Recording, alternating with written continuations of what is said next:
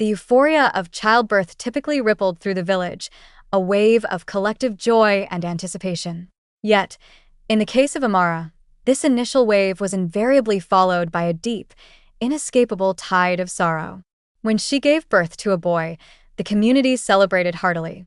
Voices were raised in shouts of congratulation, drums pulsed with rhythmic joy, and neighbors shared food and laughter, welcoming the new life.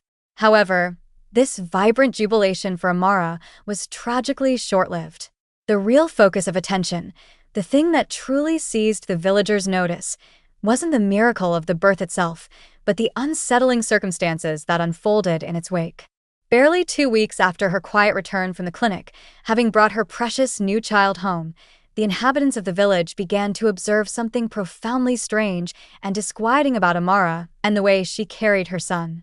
At first, they were hesitant, dismissing the odd sight as a trick of the light or a momentary lapse in their own vision. Some whispered tentatively, suggesting that perhaps the infant was born with a peculiar condition, explaining the unusual position. But soon, the furtive glances and quiet suggestions escalated, the hesitant murmurs swelling into open whispers and eventually, loud, concerned conversations that permeated the air like the scent of a coming storm. Amara was carrying her infant strapped to her back, not in the usual comforting cradle, but unmistakably, unequivocally, upside down. This wasn't a fleeting mistake, a temporary repositioning due to discomfort. It was her consistent, deliberate method. Each and every time she was seen outside her compound, the baby's head was pointed downwards towards the earth, his tiny face hidden from view, while his small legs were angled upwards, secured firmly by 2 lengths of sturdy cloth wrapped around her body. His little hands dangled awkwardly at his sides, a fragile detail in a jarring image. It was a deeply unusual, almost alarming sight, one that compelled people to stop in their tracks and turn their heads to stare wherever she passed. The image lingered in their minds, raising questions and unease. The first among them to voice the community's growing concern was Mama Adwoa, a woman well known and sometimes feared for her bluntness and sharp tongue. Approaching Amara with a frown etched on her face, she demanded, "Amara, why are you carrying your child like that? It is not the way we do things. It is not normal." Amara did not pause in her slow, steady walk. She did not turn her head to meet Mama Adwoa's gaze. Her response was simple, firm, and delivered without inflection. "He is well like this." The following day, the story, already a subject of intense speculation, spread like wildfire through the village, embellished and dissected by every tongue. "She carries him head downwards. I saw it with my own eyes," declared one woman, her voice laced with disbelief. Another chimed in, "Perhaps the child is not normal. Perhaps he is sickly, and that is why." A darker suggestion emerged from a corner. "Maybe it's a bewitchment, or one of those spirit children that come to torment their mothers." Some chuckled nervously, finding a morbid humor in the bizarre spectacle. Others were simply bewildered, their faces a picture of confusion and pity. A small number, though they kept their fears largely unspoken, felt a genuine sense of dread, sensing something unnatural and dangerous at play. But despite all the talk, the rumors, and the fearful whispers, no one truly understood why. The villagers remained utterly ignorant of the true, agonizing reason that might compel a woman to carry her own infant strapped upside down to her back. And then, one day, amidst the persistent rumors and the cold stares, Amara finally spoke, her words carefully chosen, revealing a history steeped in protracted suffering. "Before this child," she began, her voice quiet but steady, "she waited. Oh, she waited for a long, long time, burdened by a heavy, aching weight." She recounted her early marriage, at the tender age of just 18. Her waist had been slim then, her smile bright, and full of youthful hope. Her husband, Jelani, had loved her, at least in the beginning, his eyes reflecting the joy he saw in her. But love, Amara knew from bitter experience, does not always endure when a woman's womb remains stubbornly empty. A year passed and there was no child. 2 years slipped by, still nothing.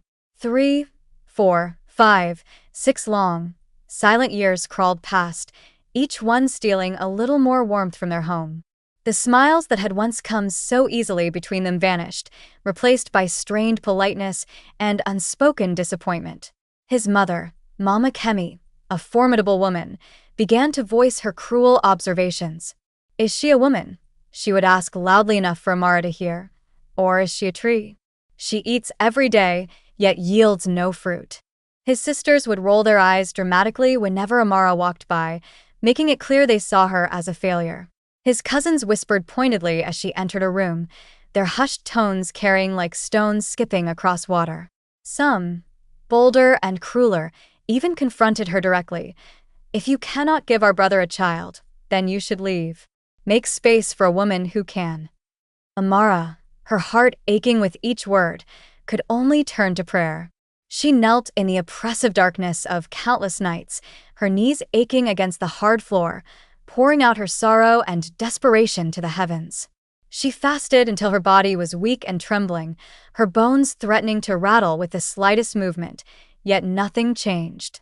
The emptiness within her remained, mirroring the emptiness of her womb.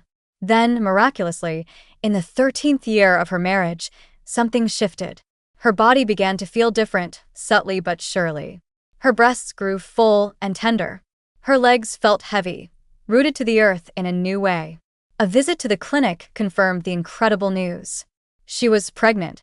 A quiet, private joy filled her small room, and she danced a silent, hopeful dance when no one was watching. She held her growing belly as if it were the most precious, fragile treasure in the world, guarding it fiercely. Her husband Jelani's eyes, which had been so distant for so long, lit up once more, reflecting a rekindled hope. His family, who had been so critical, came bearing gifts, their faces now wreathed in smiles. They performed rituals, washing her feet and offering blessings upon her swelling abdomen, eager to embrace the promise of new life. When the boy was finally born, the joy that erupted was loud and unrestrained, filling their home with laughter and shouts of celebration, a stark contrast to the years of silence. Their house felt full and vibrant again. But for Amara, joy seemed to be a fleeting visitor, a butterfly that landed for a moment only to flutter away. Before the sun had fully risen on the day following his birth, the infant died. Amara wept uncontrollably, her grief raw and piercing, crying until her voice was hoarse, a rasping echo of her pain. Her husband Jelani held her close, his words intended as comfort but landing like stones on her wounded heart. "Don't cry so hard," he whispered awkwardly. "At least now we know you can carry a child." His focus was already on the possibility of the next child, not the unbearable loss of this one. And so, they tried again, driven by the desperate hope of finally having a child who would live. This time, another boy was born. He was soft and precious, like gently pounded yam, a picture of perfect, innocent life. He began to laugh early, his gurgling sounds filling their home with sweetness. He gripped her finger tightly with his tiny hand, a fierce, trusting hold.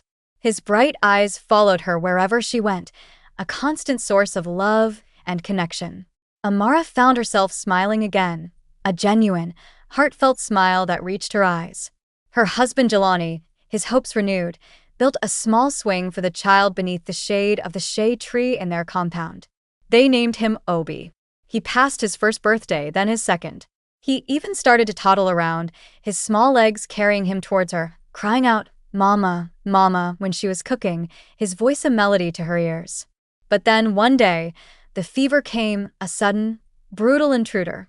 It started subtly, just a slight warmth to his skin. Then came the chilling signs: cold hands, trembling legs, a small mouth that fell silent, unable to form sounds or laughter. By morning, he had stopped breathing. Amara screamed, a sound ripped from the depths of her soul, screaming until her voice was gone completely, leaving only a silent, agonizing ache. Her eyes were dry, empty of tears, having wept too much before. Her body felt weak and useless, limp as an old mat discarded in the dust.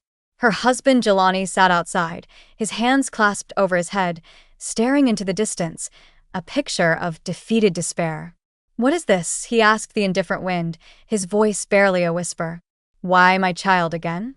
They buried Obi beneath the sturdy palm tree, placing his small body in the earth that had already claimed one son. But soon after, as if fate were playing a cruel trick, Amara's belly began to swell again, round with the promise, or perhaps the threat, of another child. Another baby, another boy. They named him Kofi, hoping a strong name would anchor him to life. But he too departed, vanishing like mist before he had even learned to utter the word mama. And then came another, and yet another. The cycle of life and swift, brutal death repeated itself with relentless cruelty. Amara, her spirit worn thin by the repeated trauma, stopped giving her children full, hopeful names. She simply referred to them, internally and sometimes aloud, as my son. Nothing more. She feared that giving them a name, a distinct identity, was like offering them up to the unseen forces that seemed intent on stealing them from her embrace. 7 boys she bore, 7 small coffins she followed to the burial ground, each child like a firefly, burning brightly with life for a brief, precious moment before its light was extinguished, leaving only darkness behind. The people in the village began to look at her differently, their gazes shifting from pity to suspicion. "Perhaps it is not just bad luck," one woman whispered, her voice low and fearful. "Perhaps," said another, leaning closer to share the chilling thought, "it is an Obanj." An Obanj, they believed, was a child who was part of a malevolent spiritual pact, destined to die repeatedly, inflicting endless grief on its mother. But Amara refused to listen to their whispers, their diagnoses, their fear. She held onto her faith like a drowning person clinging to a piece of driftwood. "My God will give me one who stays," she would say, her voice lacking its former conviction. But deep within her chest, her heart was slowly, painfully breaking, splintering like a branch bending under the relentless force of a heavy rain. 7 sons all gone, vanished like smoke swallowed by the dry, dusty wind of the harmattan season.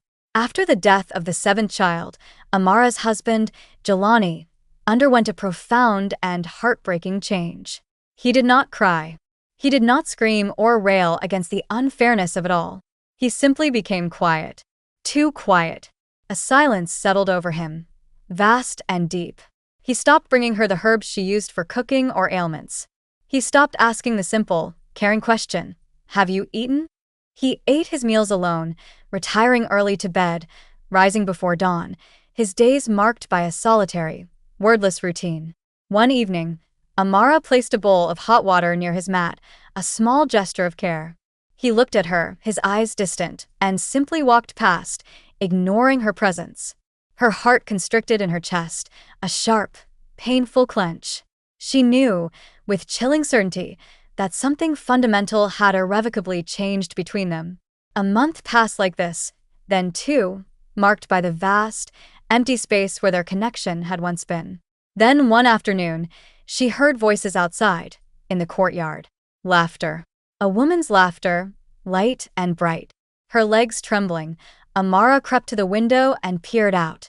A woman stood in the courtyard, young and beautiful, holding the hand of a small boy. The boy was running around, kicking up dust and chasing the chickens, his laughter filling the space that had been silent for so long. Amara's legs felt like they would give way beneath her. Her husband Jelani came inside that night.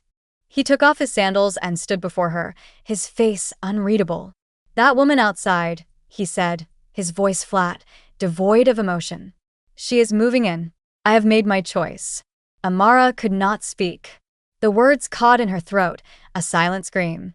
The next morning, with the heavy weight of his words and her own pain pressing down on her, she gathered her few clothes into an old cloth bag.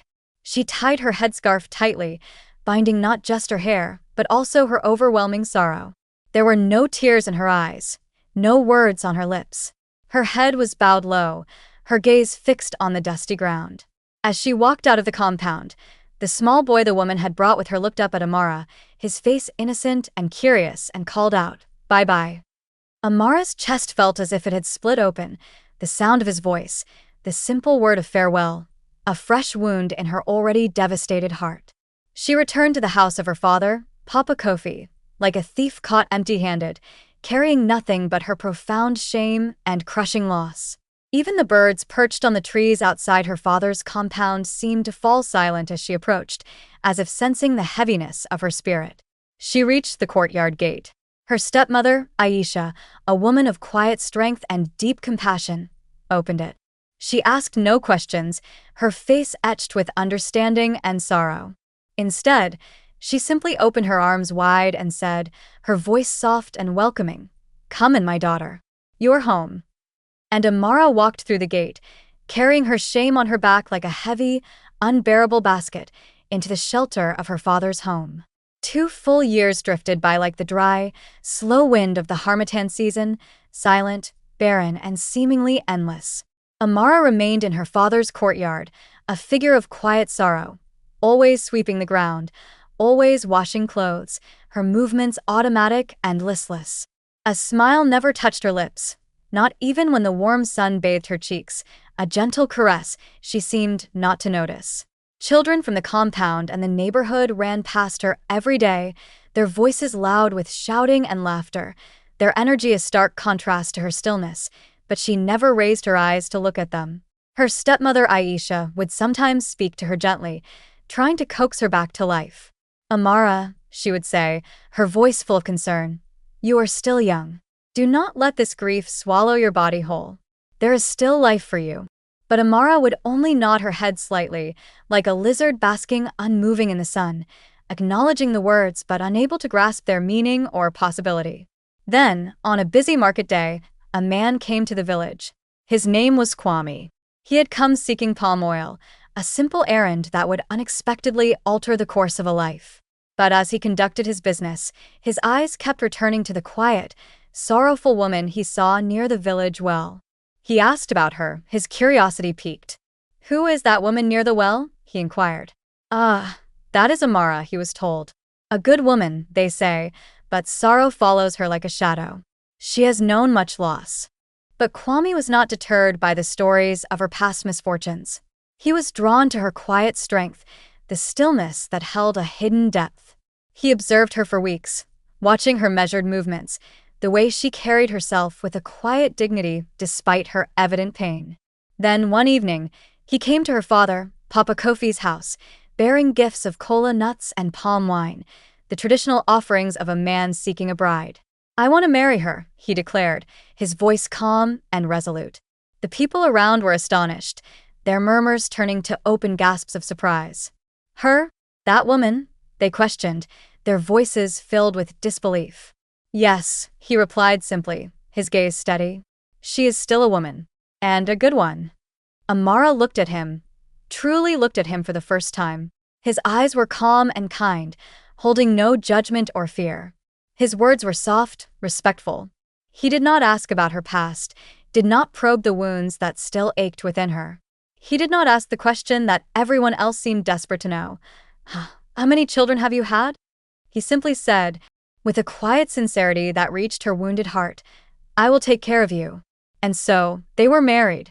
There was no grand celebration, no elaborate dance or loud music filling the night air, just a quiet ceremony and a sense of gentle, fragile joy. But Amara, scarred by her past and fearful of tempting fate, kept her mouth shut tight, like a market basket secured with a strong rope. She did not tell Kwame about the children who had died, the 7 tiny lives that had slipped through her fingers. Not a single word. She buried that agonizing history deep inside her, like a yam hidden carefully beneath the soil, because some wounds, she knew, were simply too deep, too painful for words to touch. Soon after the quiet wedding, Amara's body began to change once more, showing the familiar, terrifying signs. Her back ached with a dull, persistent pain. Her legs became swollen and heavy. Her face, which had been so drawn and pale, started to glow with a soft radiance, like fresh palm oil catching the light. The signs were unmistakable, the terrifying truth unavoidable. She was pregnant again. Kwame was beside himself with joy, his face illuminated by hope. "My God has answered me," he cried out, his voice ringing with gratitude. He doted on her, buying her sweet fruits, rubbing her tired feet at night, his hands gentle and caring. He would lean down and speak to her growing belly, his voice full of tender anticipation. 9 months seemed to fly by like a slow, peaceful river flowing towards the sea. Then the baby was born. A boy. Kwame danced in the courtyard, his steps light with pure elation. He scattered money to the drummers who came to celebrate. He bought gifts for their neighbors, sharing his overwhelming happiness. "This is my son," he declared proudly. "This is my joy." They named him Chaik, a name that meant God's power or God's strength, imbuing it with all their hopes for his survival. Amara smiled, a genuine, fragile smile, but deep inside, her heart held its breath, braced for the inevitable, the sorrow that always seemed to follow. She watched the boy every day, her gaze never leaving him. She checked his skin for warmth or pallor. She touched his chest constantly, just to feel the reassuring rise and fall of his breathing, the proof of his life. She did not sleep deeply, her rest a light, anxious vigil. A year passed, then another. The boy grew strong. He walked, he spoke a few words. He filled their lives with his presence. Then one evening, he coughed, a small, seemingly insignificant sound. By nightfall, a slight fever had taken hold. Amara sprang into action, boiling herbs known for their healing properties. Kwame gave him water, his brow furrowed with worry. But the next morning, his small hands were cold. Amara reached out and touched his neck. There was no pulse, no movement. His eyes were closed forever. Kwame began to shake the child gently at first, then more frantically. "Wake up," he cried, his voice raw with desperation. He ran outside, holding the still child, screaming his grief to the heavens. He fell to his knees on the ground, clutching the baby as if he were a broken pot that could be mended. He wept with the heartbroken abandon of a boy who has lost his mother. But Amara did not cry. She simply sat on her mat inside the house, her eyes wide open, staring blankly ahead, her hands resting limply in her lap. There were no tears. Her tears, it seemed, had dried up long ago, exhausted by the endless cycle of grief. The child was buried quietly, without the customary drums or dancing. Kwame sat in silent, broken grief for days, his spirit crushed by the loss. Amara moved through the house like smoke, silent, soft, almost imperceptible, her presence a quiet echo of the sorrow that filled their home. Then, one afternoon, her stepmother, Aisha, came to visit, carrying a plate of hot, spicy soup, a gesture of comfort. She placed it gently on the ground near Amara and sat beside her. "My daughter," she said softly, her voice full of compassion. "This is not merely a fever. This is a spirit at work, stealing your children. We must go to someone who understands these things." Amara looked at her, her eyes holding a deep, weary pain. "To whom?" she asked, her voice barely a whisper. "To the herbalist," Aisha replied, her tone firm with conviction. "The one from the village of Isiakbo. They say he knows things that others do not, that he can see what is unseen."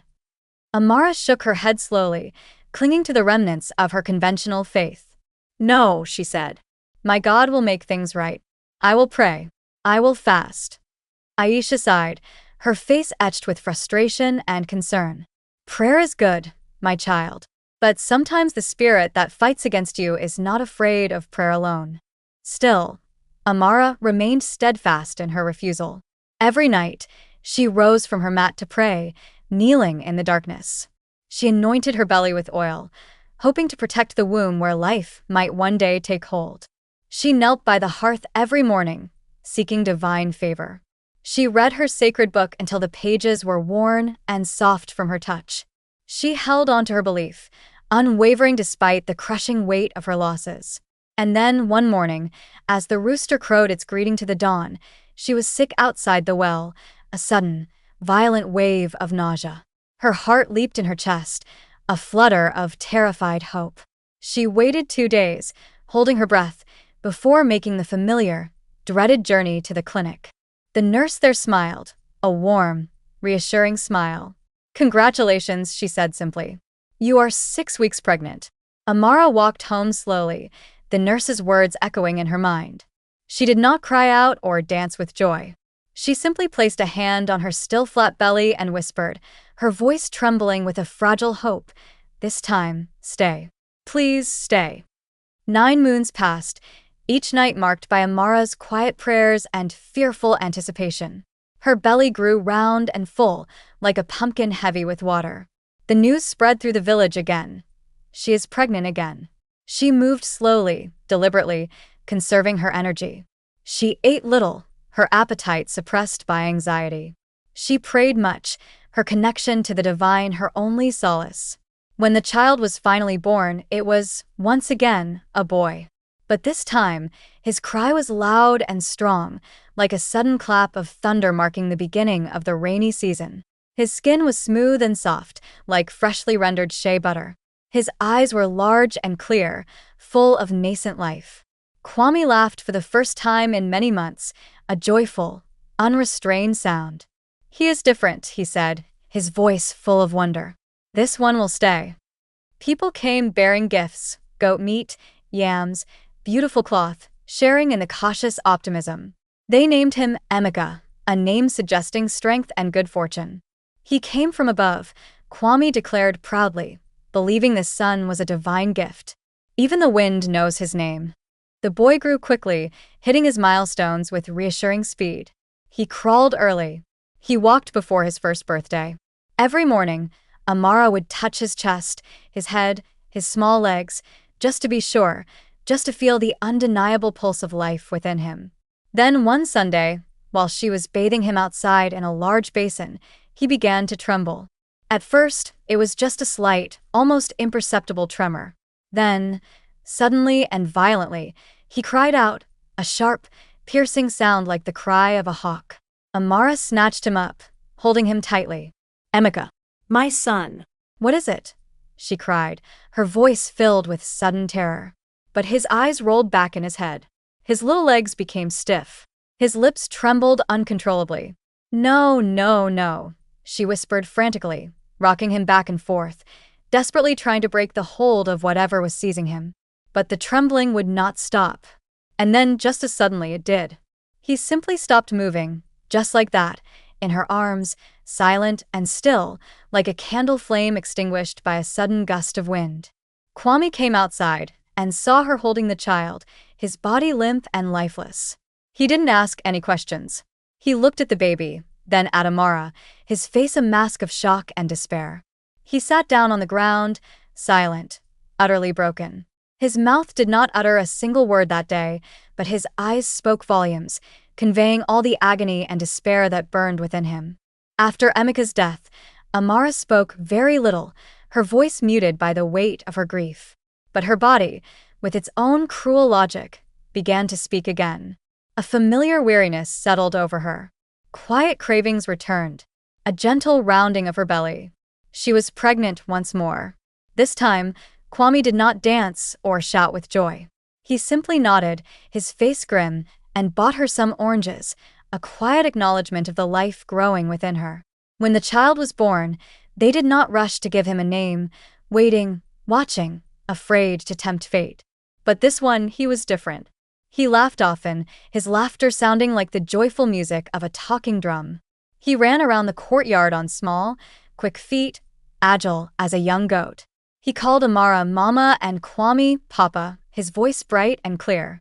He grew strong, vibrant with life. There were no fevers, no tremors, no unexplained crying in the night. A year passed, then 2, then 3.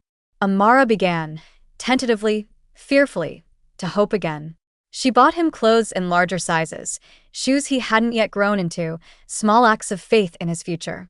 She told herself over and over, perhaps this is the one. Perhaps this is the child who will stay. For years passed 5, 6. On his 7th birthday, she cooked a feast of rice with plenty of meat, a celebration of his life.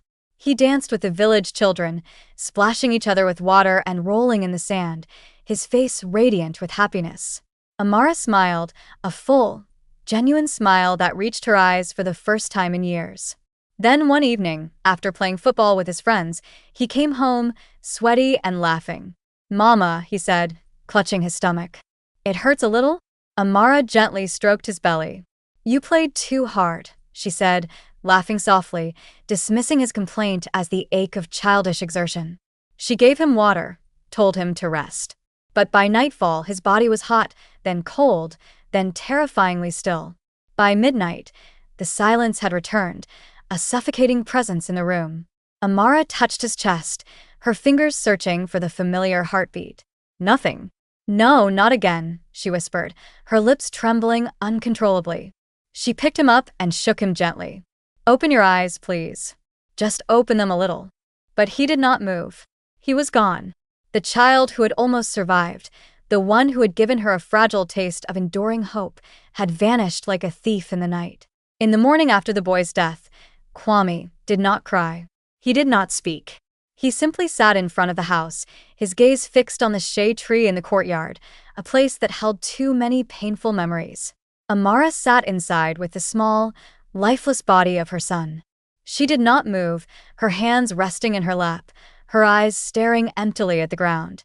Then, as the sun climbed higher in the sky, Kwame slowly rose, walked into the house, and began to gather her belongings. Her headscarf, her blouse, her sacred book, her sandals. He carried them out one by one, dropping them outside the compound gate as if they were rubbish to be discarded. His mother, Mama Kemi, who had somehow arrived, stood nearby, her arms crossed, her voice sharp and unforgiving as a knife blade. She hid her truth, she declared, her eyes narrowed with contempt. She is cursed. What kind of woman buries children as if they are mere fruit peelings? Kwame did not respond to his mother's harsh words. He simply turned away from Amara and closed the door, shutting her out. Amara slowly stood, her legs weak, her eyes dry and burning, her hands trembling. She tied her headscarf low over her forehead, put on her worn sandals, and picked up her cloth bag. She walked out, not daring to look back. There were no words, no sigh, only the soft shuffling of her sandals on the sand. When she reached the compound of her father, Papa Kofi, her stepmother, Aisha, opened the gate. She saw the look in Amara's eyes, the emptiness there like a well that had run completely dry. She asked no questions. Instead, she simply opened her arms wide, embraced Amara tightly, rocking her gently back and forth, stroking her back with soothing motions, like a mother comforting her child after a terrible storm. The door of her husband's house had closed behind her, but Amara's journey through grief was far from over. The days stretched out before her, long and empty, like the wind blowing through dry leaves. Amara did not speak. She ate very little, her body sustained by some inner, weary strength. She simply sat under the shade of the tall, ancient baobab tree in the courtyard, watching the endless, silent labor of the ants as they carried tiny crumbs. One evening, her stepmother, Aisha, came close and knelt beside her on the dusty ground. "This is not an ordinary thing, my daughter," she said, her voice quiet but firm. 7 sons and then another. This is more than bad luck. We must go far, not to a doctor who only understands bodies, not to a church that offers only prayers for the living, but to one who sees what ordinary eyes cannot. Amara nodded slowly, a silent acknowledgement that she finally understood the depth of the spiritual struggle she faced. They gathered quietly, almost secretly, and left before dawn, while the village was still asleep. They walked, they traveled by whatever means they could find, and they walked again, until they reached a small, nondescript village far from their own. There, inside a modest mud house with no windows, sat an old man. His skin was weathered and wrinkled like old tree bark, his eyes dark and still like a quiet river, seemingly seeing everything without moving. He did not offer them a greeting. He simply looked at Amara for a long, silent moment, his gaze piercing and unwavering. Then he spoke, his voice low and resonant. "She carries sorrow," he said, addressing Aisha but looking at Amara. "A sorrow that returns again and again, claiming the lives she brings forth." Amara lowered her eyes, unable to bear the intensity of his gaze. The old man stroked his chin thoughtfully, then nodded slowly, coming to a decision. "The next time she carries life," he instructed, his voice gaining authority, "that life must not come outside this compound, not even to fetch water. There are to be no visitors, no prayers offered by outsiders, no anointing with oil by strange hands. And when the child is born, you must carry him on your back, upside down, head facing the ground, feet pointing to the sky. You must wrap him tightly, securing him close, like a secret hidden away. Amara blinked, the instructions so bizarre, so contrary to everything she knew. Why? She managed to ask, her voice a thin thread of sound. The old man looked at her with eyes that did not blink, his gaze unwavering. If you carry him the way others do, the spirits will take him again, for they know how to find a child who is shown to the world. Amara's eyes widened with a dawning horror and understanding. How long? Her stepmother, Aisha, asked, her voice trembling slightly.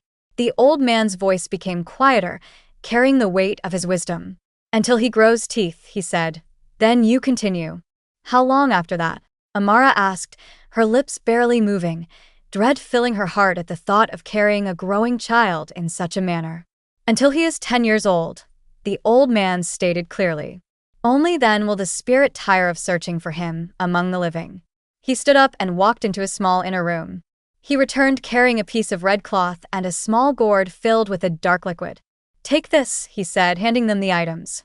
Use it when the time comes. Then he sat back down, closed his eyes, and became silent once more.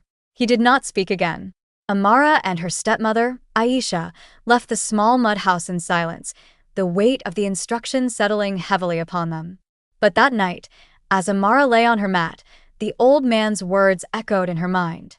10 years, her heart whispered, the task seeming impossibly long and difficult. Can I carry him like that for 10 years? But her soul, hardened and strengthened by years of suffering, answered with quiet resolve. If that is what it takes, I can. I will. The rainy season came and went, twice, marking the passage of time in her father's quiet compound. Amara was now quiet, like the early morning before the village wakes. She cleaned. She cooked. She prayed silently, her faith a private matter now. Then one day, a man came to mend the roof of her father, Papa Kofi's house. His name was Segan. He spoke softly, his voice gentle and kind. He smiled often, the quiet smile of a man who seemed to have known pain but carried it with grace. Every time he came to work on the roof, he would greet Amara gently. Good afternoon, madam, he would say, his voice respectful. She would nod in return, a small, barely perceptible movement of her head, her usual silent response. Then one day, as he was finishing his work, he paused and turned to her. May I come again? He asked, his gaze steady. Not about the roof, he added, his voice soft, but to see you. Her stepmother, Aisha, overheard his words and laughed, a warm, knowing sound. Another one has come, she said to Amara, a hint of hope in her voice. The people in the village also laughed when they heard the news. Her, they scoffed. She is too old now, they said. Too withered, too broken. She is finished. What does he see in her? Can she even give him a child? But Segan did not care for their gossip or their doubts. He saw the quiet strength, the enduring spirit beneath the surface of her sorrow. He married her quietly, just as Kwame had done. There was no dancing, no wine, no grand celebration, just two hands joined under the afternoon sun, a simple ceremony marking the beginning of a new chapter. For months after their quiet marriage, Amara felt something strange and deeply familiar stirring within her. She woke up feeling nauseous. Her back ached. Her legs swelled slightly, feeling heavy like boiled yams. Her stepmother, Aisha, looked at her closely, her eyes filled with concern and a flicker of hope. You are glowing, my daughter, she said, a knowing tone in her voice. There is something inside. Amara shook her head, afraid to believe, afraid to hope. No, she said, her voice laced with disbelief. I am too old. It cannot be. But they went to the clinic anyway, driven by a cautious, desperate possibility. The nurse there smiled warmly, confirming the impossible truth. Congratulations, she said. You are 5 weeks pregnant. Amara blinked, the words washing over her. She reached up and held her headscarf, her fingers gripping the fabric tightly. Water streamed from her eyes, not tears of grief or despair this time, but soft, warm tears that tasted like a small, fragile hope after years of drought. She walked home clutching the paper from the clinic like a newborn chick, something precious and vulnerable to be guarded. That night, she did not tell Segan immediately. She told her stepmother, Aisha, sharing the news that was both miraculous and terrifying. The old woman wiped a tear from her own face and said, her voice heavy with the weight of their shared history, "It has begun again." But this time, her voice held a new resolve. "This time," she declared, "we will not play with fate." Before the week was out, they set off to find the herbalist once more. He was already sitting outside his house when they arrived, waiting as if he had sensed their coming on the wind. "She carries one of those again," he stated, his voice flat and knowing, without even looking directly at Amara. "But this one," he paused, his gaze finally settling on Amara, "this one may stay." Then he looked at her intently. "This time, do not make a mistake." Amara nodded, not with fear or even joy, but with the weary, profound knowledge of a woman who had buried too many children to feel anything but a grim determination. The herbalist's voice was firm, like a door closing against the outside world. There were to be no visitors while she was pregnant, no prayers from strangers, no hands touching her belly except her own. He looked directly at Amara, fixing her with his unblinking gaze. "She must not leave the compound walls," he instructed sternly, "not even to feel the rain on her skin, from this day until the child is born." Amara sat perfectly still, absorbing the strictness of the command. She spoke only one word, her voice barely audible. "Yes." He reached into his bag and pulled out a bundle of red cloth and a small calabash gourd tied with cowrie shells, the same items he had given them before. "When the child is born," he repeated the crucial instruction, his voice unwavering, "you will carry him on your back, upside down. Not once, not twice, but every single day, constantly until he grows teeth, and even after that until he is 10 years old." 10, her stepmother, Aisha, asked, her voice laced with astonishment at the immense duration. The herbalist nodded, his expression resolute. "That is when the danger will have passed. That is when the spirit will lose interest." Amara's heart trembled within her chest, the prospect of carrying a child in such a manner for a decade stretching out before her like an impossible burden. 10 years, she whispered to herself, a whole 10 years. But she remembered the graves. She remembered the names she had given, and the ones she had not. She remembered the cold, still hands of every single boy she had held as they died in her arms. And she said again, her voice stronger this time, filled with a desperate resolve, "Yes." When they returned home, her stepmother, Aisha, secured the compound gate with a large, heavy lock, barring the outside world. She told the neighbors that they had gone away, ensuring their isolation. No one came in. No one went out. Segan remained in the distant city where he worked, sending money to support them, asking questions in his letters. Aisha gave him short, noncommittal answers, guarding Amara's secret fiercely. Inside the quiet courtyard, Amara remained, wearing her headscarf, her world reduced to the confines of the compound. She ate the herbs and drank the root concoctions prescribed by the herbalist, potent brews that tasted of the earth. She prayed quietly, her prayers now a constant, internal hum. She went to bed early, her body weary, and rose before the sun, embracing the stillness of the pre-dawn hours. She did not look through the gate. She did not wave at the children who sometimes called out from the path outside. She became like a shadow, living within the walls of her own home, waiting. The world outside continued its rhythms. Holidays came and went. Weddings were celebrated. Neighbors had children.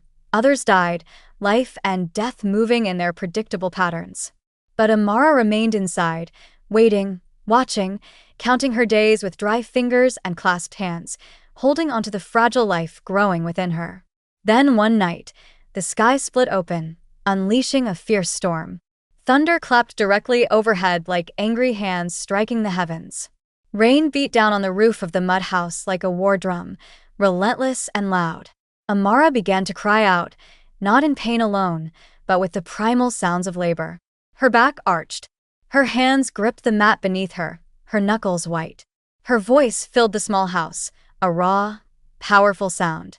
"Ah, he is coming." Her stepmother, Aisha, bustled around, preparing water, a knife to cut the cord, fresh cloths. Then, as if whispered on the wind, the herbalist appeared at the doorway, his presence almost supernatural in the midst of the storm. He was soaked by the rain, but silent and still as a shadow. He did not offer a greeting or a smile. He simply knelt beside Amara, placed a steady hand on her belly, and commanded, "Push." With a final, powerful cry from Amara, the child was born. He did not cry out feebly. He screamed, a loud, sharp, strong cry that cut through the sound of the storm, a declaration of life. The herbalist lifted him, his skin glowing like the early morning sun. Then he looked at Amara and said only one word, the crucial instruction: "Carry him on your back, upside down." Amara did not ask why. She took the red cloth, wrapping the baby tightly, securely, his head pointing downwards, his feet upwards. She tied him to her back, holding him against her body like a precious, guarded treasure. And from that moment on, she never stopped. From the day the boy was born, Amara became a figure of silent, striking peculiarity in the village. She did not carry her child the way other mothers did, nestled against their chest or facing outwards to the world. She carried him upside down on her back, his head directed towards the ground, his feet pointing upwards. Wrapped tightly and securely, hidden away like secret money carried in a headscarf. Every morning, she would tie him onto her back with a red cloth. Every night, she would tie him again, ensuring he remained in the prescribed position. People stared, their eyes wide with disbelief. Children pointed, their innocent fingers highlighting the bizarre sight. "Mama, look," they would cry. "That woman is carrying her child the wrong way." Some laughed openly, their voices filled with scorn. "She must be mad," they muttered, completely out of her mind. Others crossed the street when they saw her approaching, keeping their distance as if she carried a contagion. "She is a witch," they whispered fearfully. "Only witches carry children like that, tied up like bundles of herbs." One woman spat on the ground near Amara's feet, a deliberate act of contempt. "I cannot greet someone who walks with spirits," she declared, turning away. But Amara did not respond to the stares, the laughter, the fear, or the insults. She walked slowly, her back straight under the weight of her child, her eyes fixed straight ahead. She fed her son, she bathed him, she sang him lullabies, nurturing him with all the love in her heart, but she never changed the way she carried him. Even when he reached his first birthday, even when he began to babble and speak a few words, even when his small legs were strong enough to take tentative steps, she would lift him and tie him back onto her back, head downwards. "Why is he always like that?" the people would ask each other, their voices full of bewilderment. Amara offered no explanation, no defense. She swallowed each insult, each questioning glance, each fearful whisper, like drinking water from a bitter leaf, painful but necessary. "I will carry him like this for 10 years, she told herself, the promise a steel rod of resolve in her soul. "If this is what it takes to keep him alive, then let the whole world call me mad." And they did. The days melted into months, and the months flowed into years. The boy grew, strong and vibrant, like a tree thriving after the rain. 1 year passed, then 2, then 5. And still, he was alive, still strong, still smiling, his presence a living testament to Amara's peculiar practice. He did not cough in the night. He did not cry without reason. He did not fall sick during the dry, dusty harmattan season that often brought illness. His eyes were bright and clear, like the morning sun. His laughter echoed through the courtyard, a joyful sound like church bells ringing on a Sunday morning. The people in the village began to watch from a distance, their initial mockery slowly replaced by a grudging curiosity, then perhaps a flicker of awe. "That boy is still alive," they murmured, surprised. "After all this time, shouldn't he have died by now?" But the boy was there, undeniably alive, eating, running, laughing. Amara still carried him on her back, upside down, even when he was old enough to walk confidently beside her. Even when he was old enough to run and play with other children. Even when he started to speak in full sentences, his voice clear and questioning. "Mama," he asked one day, his voice muffled against her back, "why am I always facing downwards?" Amara would simply lean back and kiss his feet, the soft soles pressing against her shoulder. "Because this is how I keep you safe," she would reply, her voice gentle but firm. One morning, she took him to school, still strapped to her back in the same manner. The other children gathered around, pointing and whispering. Why is his head down? They asked, laughing. He looks like a chicken hung up to dry. Some children laughed, some pointed fingers, but the boy himself never cried. He would just look at them, a calm expression on his face, sometimes offering a small smile, before pressing his face deeper into Amara's back, finding comfort in her warmth and closeness. At home, Amara bathed him with warm water and quiet prayers, washing away the dust of the world and the stares of the village. She bought him clothes, shoes that were still too big for him but held the promise of future growth, books with pictures, everything a child needed. But she never changed the way she carried him. Her shoulders ached sometimes, a dull, constant pain from the unconventional burden. Her lower back burned with fatigue, but she said nothing of her discomfort. Her stepmother, Aisha, once asked her, seeing the strain in her movements, "Are you tired, my daughter?" Amara replied, her voice quiet but resolute, "I would rather carry this pain than carry sorrow again." And she continued, day after day, year after year, carrying him on her back, upside down, as if he were her own heart, removed from her chest and held outside her body for the world to see, yet desperately protected. The years passed, slowly and steadily, like the wind moving through tall grass. 1, 2, 3 years marked his growth. Amara counted each birthday with a mix of silent fear and quiet, growing hope. Her boy was growing stronger, taller. He laughed loudly, a joyful sound that chased away the shadows. He ran quickly, his legs agile and fast. He played with the goats and the chickens in the yard, a picture of healthy, vibrant childhood. But she still carried him on her back, head down, feet up, wrapped securely. Even when his feet touched the ground when she stood straight. Even when he said, "Mama, I want to walk by myself." She smiled, a soft, knowing smile, but she kept carrying him. "Not yet," she would whisper. "Not yet." The people in the village called her stubborn. Some still called her crazy, a woman lost to grief. But Amara no longer heard them. Her ears listened only to the steady rhythm of his breathing against her back, the sound of his heartbeat close to her own. Then came his 10th birthday. Early in the morning, the boy woke up, his eyes bright and full of the excitement of the day. "Mama," he said, his voice clear and joyful. "I am 10 years old now." Amara nodded, a profound sense of completion washing over her. She slowly untied the red cloth, her fingers moving deliberately after years of practice. She bent down and allowed his feet to touch the ground, gently, softly, like an egg being placed on a bed of cotton wool. She looked at him, truly seeing him standing on his own, healthy and strong. She reached out and touched his head, a gesture of blessing and release, and said, her voice thick with emotion, Now you are safe." That very day, the people came to their compound. All the women, old and young, knelt at her feet, their faces filled with remorse and respect. "Forgive us," they said, their voices hushed.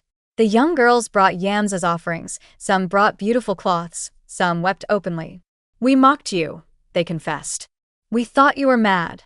But you knew something that we, in our ignorance, did not." Amara spoke very little in return.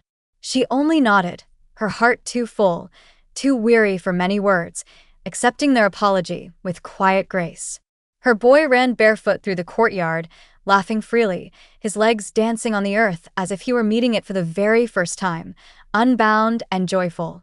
One evening, after the excitement of the day had settled, he asked her, "Mama, why do people always look at me as if I am magic?" Amara smiled gently, a deep, peaceful smile that reached her eyes. "Because you are a story, my son," she replied softly, a story they never truly believed could be real.